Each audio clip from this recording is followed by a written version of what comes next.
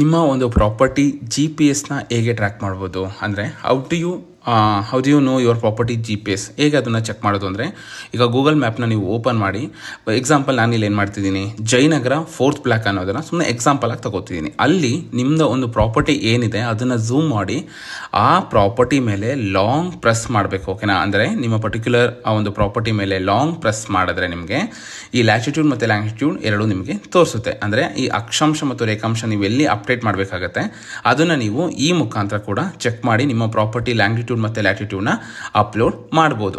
ನೋಡಿ, ನಾನು ಇಲ್ಲಿ ನೋಡ್ತೀನಿ, ನಿಮಗೆ ಈ ಪ್ರಾಪರ್ಟಿ ಮೇಲೆ ಲಾಂಗ್ ಪ್ರೆಸ್ ಮಾಡಿ ನಿಮಗೆ ಹಿಡಿದ್ರೆ ಇವಾಗ ನಿಮ್ಮ ಒಂದು ಕಂಪ್ಲೀಟ್ GPS ತೋರಿಸುತ್ತೆ. ಇಲ್ಲಿ ಡೆಸಿಮಲ್ ಕೂಡ ಆ್ಯಡ್ ಆಗಿದೆ, ನೀವು ನೋಡ್ಬೋದು 12.92, ಸೊ 77.58316663 ಈಗ ಡೆಸಿಮಲಲ್ಲಿ ಆ್ಯಡ್ ಆಗಿರುತ್ತೆ.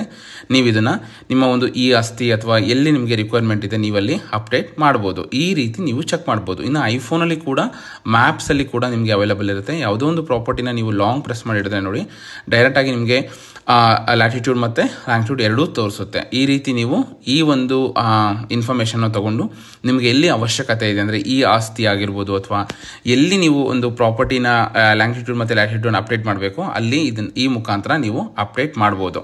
ಈ ಮಾಹಿತಿ ನಿಮಗೆ ಇಷ್ಟ ಆಗಿದೆ ಅಂತ ಅನ್ಕೊತೀನಿ.